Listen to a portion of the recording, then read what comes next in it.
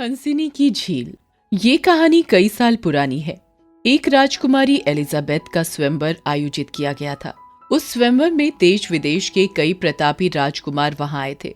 इनमें से एक एरिक नाम का राजा दिखने में थोड़ा कुरूप था। स्वयंवर शुरू होता है और राजकुमारी एलिजाबेथ सभी राजकुमारों को निहारती है और जब बारी एरिक की आती है तो उसे देखकर राजकुमारी थोड़ा मुंह बिचका लेती है। एरिक को ये बात बहुत बुरी लग जाती है। राजकुमारी की इस हरकत से क्रोधित होकर एरिक उसे श्राप देता है। राजकुमारी एलिजाबेथ, तुम्हें अपनी खूबसूरती का इतना घमंड है कि तुम मुझे देखकर मुंह बिचका रही हो। मैं तुम्हें श्राप देता हूँ कि आज से तुम राजकुमारी नहीं, एक हंसिनी बनकर रह जाओगी। ये सुनकर एलिजाबेथ और उसके पिता बहुत ही चिंतित हो जाते हैं और राजकुमार एरिक से माफी मांगते हैं। हे राजकुमार, मुझसे बहुत बड़ी भूल हो गई है, मुझे माफ कर दीजिए। राजकुमार, इसे माफ कर दो। ये बहुत नादान है जो इसने इतना बड़ा दुस्साहस कर दिया। कृपया करके अपना श्राप वापस ले लीजिए, वरना मेरी बेटी का जीवन बर्बाद हो जाएगा। राजकुमार एरिक का गुस्सा थोड़ा शांत होता है। मुझे माफ कर दीजिए राजन, अब इस श्राप को वापस लेने का कोई तरीका नहीं है, परंतु इस श्राप से मुक्ति पाने का उपाय मैं आपको बता सकता हूँ। अगर कोई इंसान आकर आपकी बेटी को हंसनी के रूप में ही प्यार करने लगे तो ये श्राप दूर हो सकता है। हाँ, और एक बात, राजकुमारी को श्राप से मुक्ति सिर्फ वही दिला सकता है जो इस श्राप के बारे में बिल्कुल नहीं जानता हो। जैसे ही राजकुमार एरिक ये बोलते हैं, वैसे ही राजकुमारी एलिजाबेथ एक हंसिनी बन जाती है और शहर के पास वाली झील में पहुंच जाती है। कई सालों तक राजकुमारी किसी ऐसे व्यक्ति का इंतजार करती है जो आकर उन्हें इस रूप में प्यार करे। झील के पास कई व्यक्ति आते तो हैं, पर सिर्फ झील और हंसिनी की तारीफ करके चले जाते हैं। अब इतने साल गुजर गए हैं, मुझे तो अब कोई उम्मीद भी नहीं है कि कोई आकर मुझे इस श्राप से मुक्ति दिलाएगा। शायद मेरे घमंड का यही पश्चाताप है कि मैं अब जिंदगी भर हंसिनी बनकर रहूंगी। उसी दिन शाम को एक युवा मुसाफिर जिसका नाम जेम्स था, वो आकर झील के पास बैठ जाता है। शहर में कितना शोर है और यहाँ कितनी शांति। यहाँ आकर ऐसा लगता है कि यहीं रह जाऊं। जेम्स एक मध्यम वर्ग का पुरुष था और इस दुनिया में अकेला था। ऐसे में झील जैसी शांत जगह को पाकर उसका मन तृप्त हो गया। वो थोड़ी देर के लिए वहीं आराम करने लगता है। अचानक से उसे एक आवाज आती है। तुम कैसे हो? इस झील के बीच में अचानक से ये आवाज कहाँ से आ रही है? कहीं मेरे कान तो नहीं बज रहे? नहीं, तुम्हारे कान नहीं बज रहे हैं। जरा यहाँ झील में देखो, मैं हूँ हंसिनी। अरे पर हंस कब से बोलने लगे? तुम बोल कैसे सकती हो? हाँ, मैं बोल सकती हूँ और मैं इस झील में रहती हूँ और ये झील मेरी है। मैंने तुम्हें बात करते हुए सुना कि तुम्हें यहाँ बहुत सुकून मिला। तुम यहाँ जब जी चाहे आ सकते हो। शुक्रिया मुझे यहाँ आने की अनुमति देने के लिए। यहाँ सच में मुझे बहुत सुकून मिला है।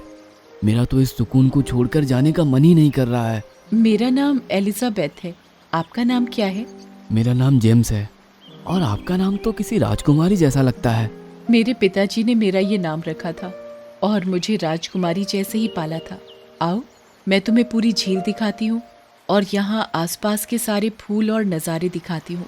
हंसिनी फिर जेम्स को झील दिखाती है और आसपास के सुंदर नज़ारे दिखाती है। राजकुमार के लिए सुंदर फूल और कमल तोड़ कर लाती है। वाह एलिजाबेथ, ऐसे सुंदर नज़ारे तो मैंने कभी नहीं देखे हैं। तुम्हारे साथ वक्त बिता के और बातें करके मुझे बहुत अच्छा लगा। हाँ जेम्स, तुम यहाँ ज़रूर आओ। मेरा भी यहाँ अकेले मन नहीं लगता। मैं यहाँ की अकेली हंसिनी हूँ। मैं तुम्हारे फिर आने की प्रतीक्षा करूँगी। मैं भी समझता हूँ कि अकेले रहना क्या होता है। मैं तुमसे मिलने कल फिर आऊँगा। हंसिनी के मन में आशा की एक नई किरण जाग उठती है। वो जेम्स की प्रतीक्षा करने लगती है और जेम्स के बात करने का तरीका अथवा सरल भाव उसे भाने लगता है। अगले दिन शाम को उसी वक्त पर जेम्स वापस आता है। उसे देखकर हंसिनी बेहद खुश हो जाती है। जेम्स, मैं तुम्हारा ही इंतजार कर रही थी और तुम एकदम सही वक्त पर आए हो। थोड़े ही समय में सूरज अस्त होने वाला है और इस झील से सूर्यास्त का जो दृश्य है वो बहुत ही सुंदर दिखाई देता है। मैं भी यहाँ आने का इंतजार कर रहा था और जैसे ही मेरा काम खत्म हुआ मैं तुरंत यहाँ आ गया। सच में सूर्यास्त का नज़ारा बहुत सुंदर लग रहा है। दोनों मिलकर सूर्यास्त को देखते हैं। और सूर्यास्त का अनोखा दृश्य देखकर जेम्स अत्यंत खुश हो जाता है। एलिजाबेथ, ये दृश्य सचमुच बहुत सुंदर है। अब ये दृश्य देखने मैं रोज तुम्हारे पास आऊंगा। हाँ जेम्स, ये सूर्यास्त तो बहुत सुंदर है, परंतु कितनी भी सुंदर चीज हो, उसे अकेले महसूस करने में कोई मजा नहीं है। एलिजाबेथ, मैं तुम्हारे दुख को समझ सकता हूँ और तुम अब से अपने आप को अकेले मत समझो। मैं हूं ना तुम्हारे साथ, और तुम्हारे हर सुख दुख में मैं तुम्हारा साथ दूंगा। जेम्स के मुंह से ये सुनकर एलिजाबेथ की आंखें खुशी से नम हो जाती हैं। कई सालों बाद उसे प्रेम का अनुभव हुआ, उसकी आंखें नम हो जाती हैं। एलिजाबेथ को जेम्स बहुत अच्छा लगने लगा था। उसे ये भी समझ में आने लगा था कि इंसान का अच्छा होना उसकी शक्ल, सूरत और धन संपत्ति से ज्यादा उसके अच्छे व्यवहार और उसकी नेकी से होता है।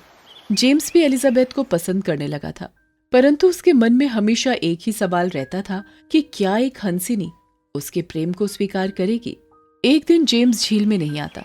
एलिजाबेथ बेचैन हो उठती है और जेम्स ठीक तो है, बस यही विचार उसके मन में घूम रहा था। रात को भी उसे अच्छी नींद भी नहीं आई। आज जेम्स नहीं आए, कहीं किसी मुसीबत में तो नहीं फंस गए। हे भगवान जी, उनका ख्याल रखिएगा। अगले दिन जेम्स शाम के बदले दोपहर को ही पहुंच जाता है। उसे देखकर एलिजाबेथ तुरंत बोलती है, जेम्स, कल तुम कहाँ थे? परसों जब हम मिले थे तब तुमने बताया नहीं कि तुम कल नहीं आने वाले हो। मुझे तुम्हारी बहुत चिंता हो रही थी। सब ठीक तो है ना? आइंदा ऐसे बिना बताए ना आने की गलती मत करना। मुझे तुम्हारी बहुत चिंता हो रही थी। अरे, मुझे माफ़ कर दो एलिजाबेथ, मुझे किसी ज़रूरी काम से दूसरे शहर जाना पड़ा और आज ही सुबह वापस आया हूँ। आइंदा तुम्हें बिना बताए कहीं नहीं जाऊँगा और ऐसी गलती नहीं करूँगा। तुम्हें चिंतित करने का मेरा कोई इरादा नहीं था।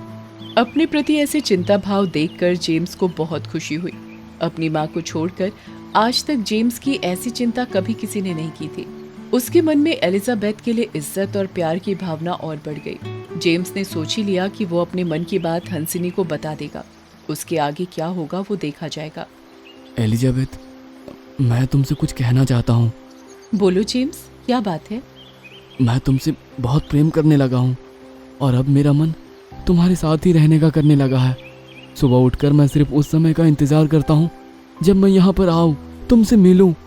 जैसे ही जेम्स ये कहता है, तुरंत ही हंसिनी एक सुंदर राजकुमारी में तब्दील हो जाती है। ये देखकर जेम्स अचंभित हो जाता है और पूछता है, अरे एलिजाबेथ, तुम इंसान कैसे बन गई? वो भी तुम कहीं की राजकुमारी लग रही हो। हाँ मेरे प्यारे जेम्स, सालों पहले मैंने एक राजकुमार का उसके रूप को लेकर अपमान किया था। फिर मुझे राजकुमार ने श्राप दिया था कि मैं एक हंसिनी बनकर रह जाऊंगी जब तक कोई व्यक्ति मुझे आकर सच्चे दिल से प्यार ना करे। मैंने ये मान लिया था कि मेरी मृत्यु हंसिनी के रूप में ही हो जाएगी, परंतु तुम्हारे सच्चे प्यार ने मुझे इस श्राप से मुक्त कर दिया है। मतलब तुम एक राजकुमारी हो, तो अब तुम मुझ जैसे मामूली आदमी के साथ कैसे रहोगी? तुमसे मिलकर ही मुझे प्यार का मतलब समझ में आया है। जो इंसान एक हंसिनी को प्यार कर सकता है, उससे बड़ा ना कोई राजा है ना कोई राजकुमार। इंसान अपने व्यवहार से जाना जाता है, ना कि अपनी हैसियत से। और तुमसे अमीर इंसान मैंने आज तक नहीं देखा है। मैं तुमसे शादी करना चाहती हूँ जेम्स, और तुम्हें अपना जीवन साथी बनाना चाहती हूँ। क्या तुम मुझसे शादी करोगे? हाँ एलिजाबेथ, मैं भी तुमसे बहुत प्यार करता हूँ और मैं तुम्हारे बिना रहने का सोच भी नहीं सकता। इसी तरह जेम्स और एलिजाबेथ शादी कर लेते हैं और जेम्स को एलिजाबेथ के पिता द्वारा राज्य भी मिल जाता है। जेम्स एलिजाबेथ और उसके पिता के साथ सुखपूर्वक जीवन बिताने लगता है।